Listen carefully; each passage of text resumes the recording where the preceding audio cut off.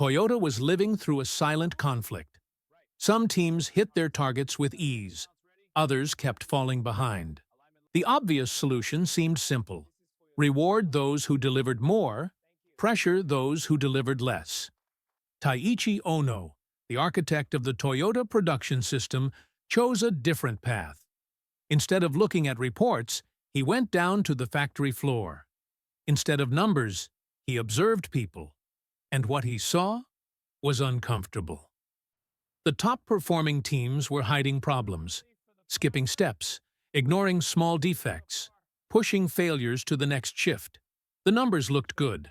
The system was fragile. The slow teams did the opposite. They stopped the line, pulled the andon cord, displayed errors for everyone to see. They looked inefficient. In reality, they were building quality. Ono made a radical decision. He promoted those who stopped production. He penalized those who hit targets by hiding defects. The shock was immediate. Managers complained, executives questioned him. His career was put at risk, but time did its work. Less rework, fewer recalls, consistent quality, lower costs in the long run. Toyota learned something many companies still ignore. Hitting targets is not the goal. Building a system that doesn't depend on heroes is. When you reward only results, people hide the process. When you reward the process, results sustain themselves. That's how Toyota became a global reference. But long before facing the challenge that nearly stained the brand's history, another challenge arose. The challenge of starting a company. This is the story of Toyota. At the end of the 19th century, in a still rural and quiet Japan, a young man carefully listened to the sound of machines at work. His name was Sakichi Toyoda. While others saw only wooden looms producing fabric, Sakichi saw problems to be solved. He believed a machine should stop itself when something went wrong. Because waste wasn't just loss of material, it was loss of time, money, and future. This obsession with efficiency turned him into a brilliant inventor. It didn't take long for Sakichi to become known as the King of Looms. He created revolutionary automatic looms that drastically increased productivity in Japan's textile industry. Each invention carried a simple but powerful principle: do it right the first time. In 1929, the world recognized his value. A British company bought the patent for one of his looms. For many, that would have been the final chapter of a successful career. But for Sakichi, it was only the beginning of something bigger. Before he died, he made a bold decision: to use that money not for textiles, but to fulfill his son's dream. Kiichiro Toyota, Sakichi's son, had a different vision. While his father revolutionized looms, Kiichiro looked to the West and saw the future: automobiles. In the 1930s, manufacturing cars in Japan was almost madness. The country had no technology, no experience, no tradition in the industry. Even so, in 1933, Kiichiro took the first step. An automotive department was born within Toyota Automatic Loom Works. 15 years of trial and error followed, broken parts, and hard lessons.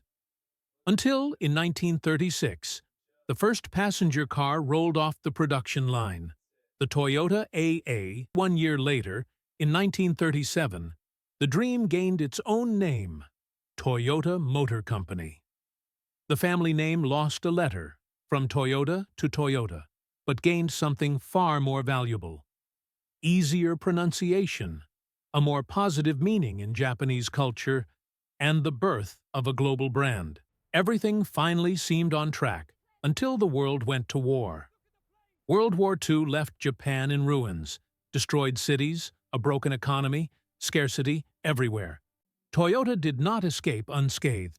The company faced debt, falling sales, and an uncertain future. In 1950, the situation reached its limit.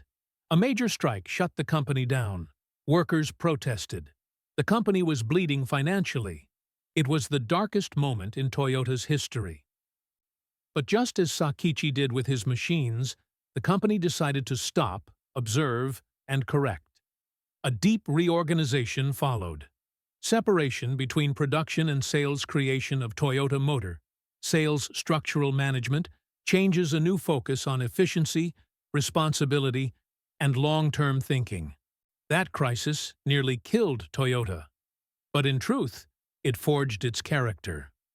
From that chaos emerged a philosophy that would later change the industrial world: discipline, continuous improvement, and respect for people.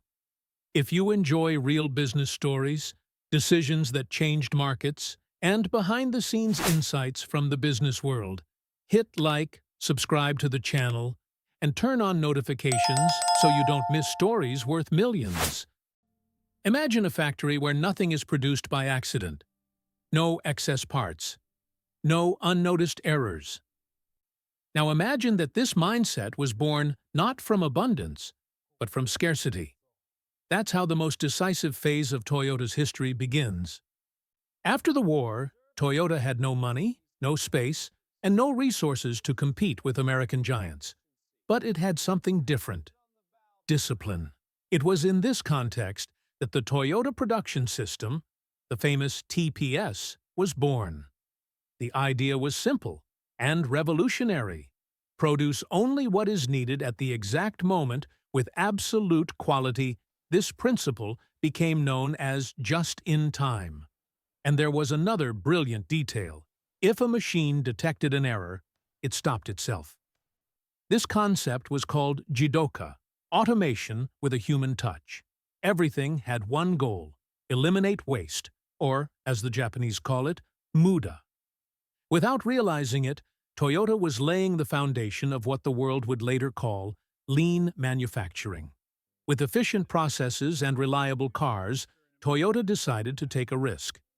The next destination was bold: the United States. At first, there was skepticism.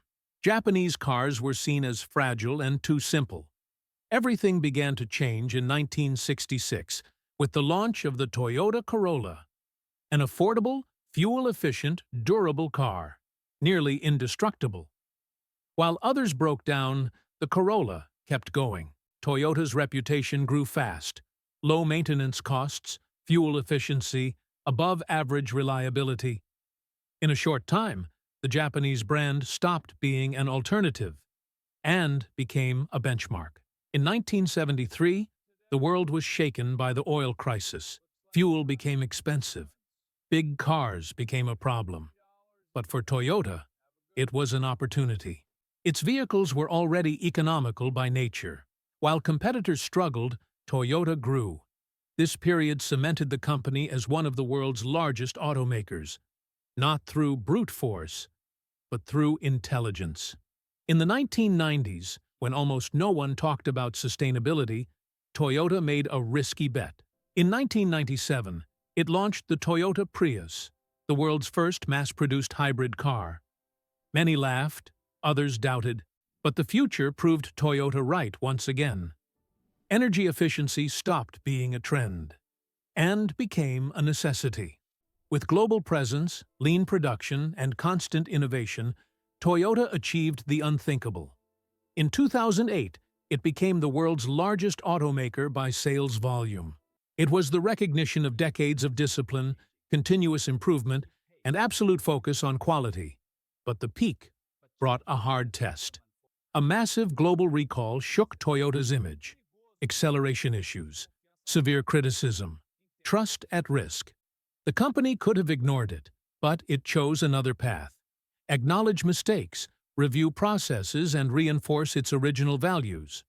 Quality and safety returned to the center of everything. Today, Toyota is not just an automaker.